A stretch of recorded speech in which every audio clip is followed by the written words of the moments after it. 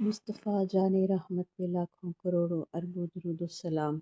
بسم اللہ الرحمن الرحیم۔ السلام علیکم ورحمۃ اللہ وبرکاتہ۔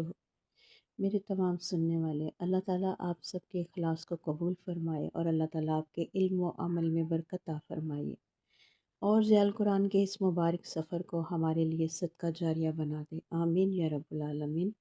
آئیے آج ہم سورہ بقرہ آیت نمبر 145 کا ترجمہ سنتے ہیں۔ ترجمہ: اور اگر تم اہل کتاب کے پاس ہر نشانی بھی لے آؤ تب بھی وہ تمہارے قبلے کی پیروی نہ کریں گے، اور نہ تم ان کے قبلے کی پیروی کرنے والے ہو، اور نہ وہ آپس میں ایک دوسرے کے قبلے کی پیروی کرنے والے ہیں۔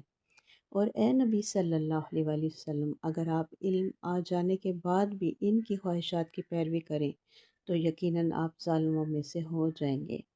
تفسیر: یہ آیت ہمیں حق پر ثابت قدم رہنے کا عظیم درس دیتی ہے۔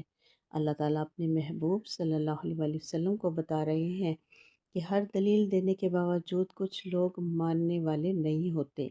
حق کو چھوڑ کر لوگوں کی خوشنودی حاصل کرنا ظلم ہے۔ سچ ایک ہی ہوتا ہے، خواہ لوگ کتنے ہی اختلاف کیوں نہ کریں۔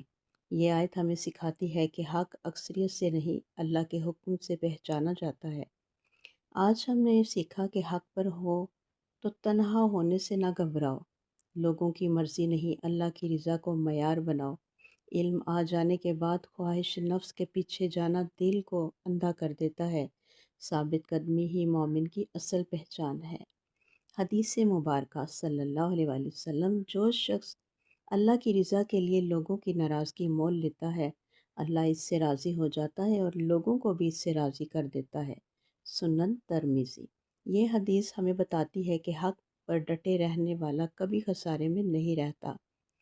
دعا ہے رب کریم سے اللہ ہمارے دلوں کو اپنے دین پر ثابت قدم رکھ، حق پہچان لینے کے بعد ہمیں لوگوں کی خواہشات کے پیچھے نہ لگا اور ہمیں اخلاص اور استقامت کے ساتھ موت تک قائم رکھ، آمین یا رب العالمین۔